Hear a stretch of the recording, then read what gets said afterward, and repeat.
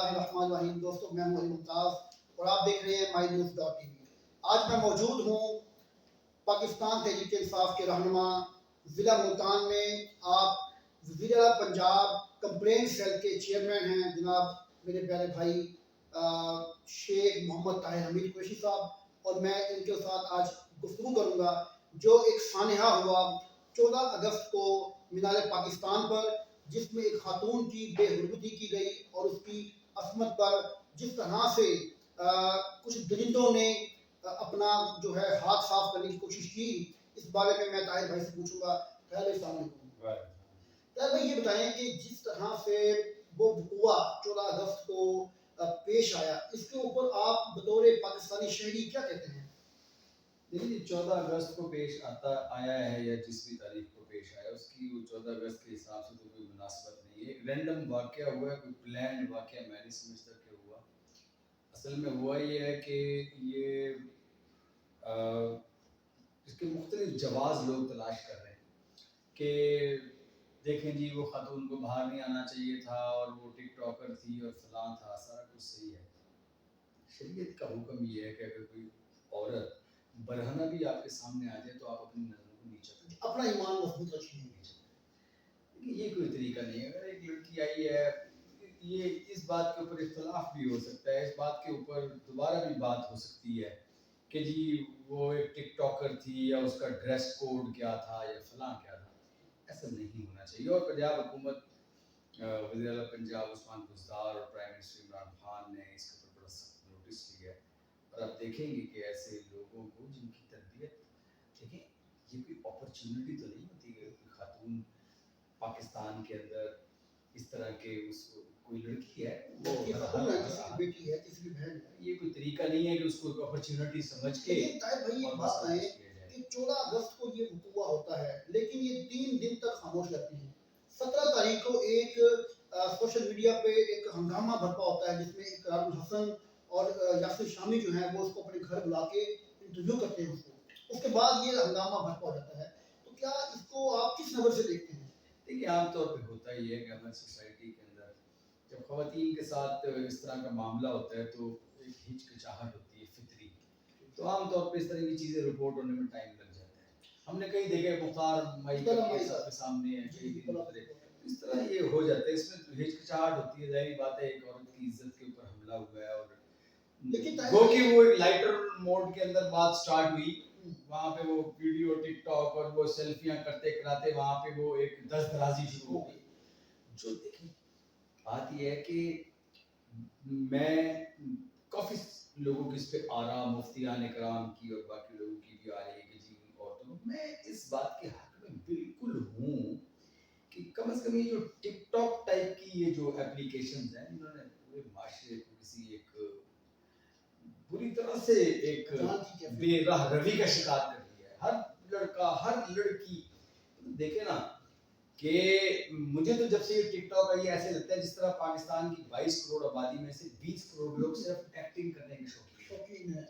یعنی ایک زمانے میں ایکٹنگ وہی کیا کرتا تھا جو کوئی لگتا تھا جس کو ایکٹنگ کا شوق ہے. ابھی تو ہر آدمی کو ایکٹنگ کا شوق ہے.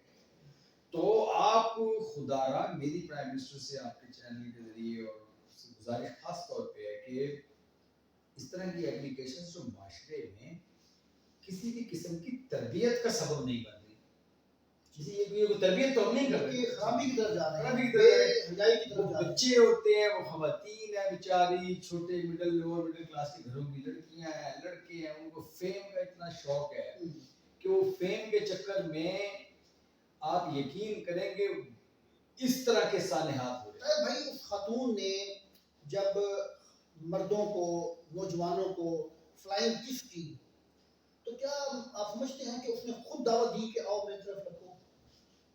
یہ فلائنگ کس کا مطلب یہ دیکھیں ایک نوجوان کم عمر ہوتے ہیں, ان کے جذبات ہوتے ہیں, جب آپ ایک خاتون ان کے جذبات کو ابھارے گی تو پھر اس کا ریئیکشن ہوئے گا نا سامنے.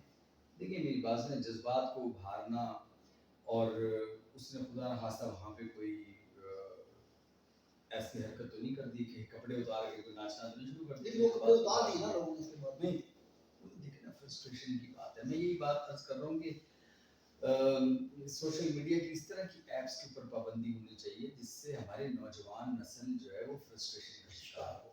طاہر بھائی یہ بتائیں کہ اگر یہ وقوع پاکستان میں ہوتا ہے اور انڈیا اس بات کو اچھالتا ہے اور دنیا اس کو مطلب کہ اس نظر سے دیکھتی ہے کہ پاکستان میں کس طرح سے عورتوں کے ساتھ سلوک کیا جاتا ہے, کس طرح سے درندہ صرف لوگ ہمارے پاکستان میں موجود ہیں, تو کیا ہمارے میڈیا کو, ہمارے جو الیکٹرانک میڈیا ہے, دوسرے میڈیا ہے, ان کو کم از کم اتنا تو کنٹرول ہونا چاہیے سرکاری سطح پر کہ ایسے ایشوز کو جب وہ پبلک کرتے ہیں یا پبلش کرتے ہیں تو پہلے کوئی اس کے اوپر سینسر کیا جائے, پہلے انویسٹیگیشن کی جائے کہ آیا کہ یہ چیز حقائق پر مبنی ہے یا یہ بالکل ہی بکواس ہے. جیسا کہ ابھی آپ نے نام لیا مختارہ مئی کا, مختارہ مئی کو خبریں اخبار نے اچھالا اور وہ اتنی ہائپ کریٹ ہو گئی اس کی کہ وہ دنیا کا ایک انٹرنیشنل ایشو بن گیا اور پاکستان کا چہرہ لوگوں کے سامنے اس طرح کا پیش آیا کہ وہ قابل شرم ہے. لیکن جب سپریم کورٹ آف پاکستان اس مختارہ مئی کے ملزمان کو مکمل طور پر انویسٹیگیشن کے بعد اپیل میں فیصلہ کرتی ہے کہ یہ بندے بے گناہ ہیں اور وہ باعزت بری ہوتے ہیں, تو 20 سال تک یہ کیس چلا اور اس کے بعد وہ جناب بری ہو گئی, تو ایسے معاملات کو کیا پہلے نہیں دیکھنا چاہیے ہمیں؟ بالکل آپ کی بات صحیح ہے. اور آپ ابھی دیکھ رہے ہیں کہ جو میڈیا کے لیے نیا رول ہوا ہے, بنایا اس پر سب لوگ چیخ چلا رہے ہیں. ہاں ٹھیک ہے.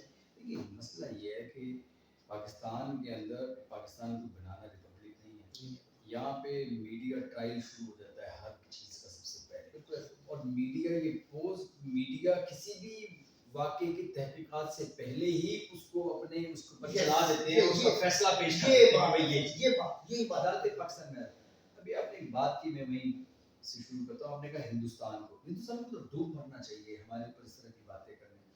ہندوستان یہ ہمارا جو واقعہ ہوا ہے یہ تو میں نہیں سمجھتا اس طرح کی کوئی سنگین, یہ ایک کم عمر نوجوان لوگ تھے, ان میں سے کچھ لوگ ایسے بھی تھے, ایک خاتون آئی وہ رش میں وہ خود بھی اس طرح کی چیزوں کی سیلفیاں اور ویڈیوز یہ وہ بنانے کے چکر میں, تو وہاں پہ یہ سارا کچھ ہوا اور دست درازی ہوئی. ہندوستان میں تو باقاعدہ پلانڈ ٹرینز کے اندر, بسوں کے اندر ریپ کے کیسز ہوتے ہیں. ہندوستان میں آج آپ کو دیکھیں, خدا کو معلوم ہماری زندگی کا, لیکن میں آج آپ کو ایک بات بتاتا ہوں کہ ہندوستان کو معاشرتی طور پہ تباہ کرنے میں سب سے زیادہ ہندوستان کا اپنا ہاتھ ہے.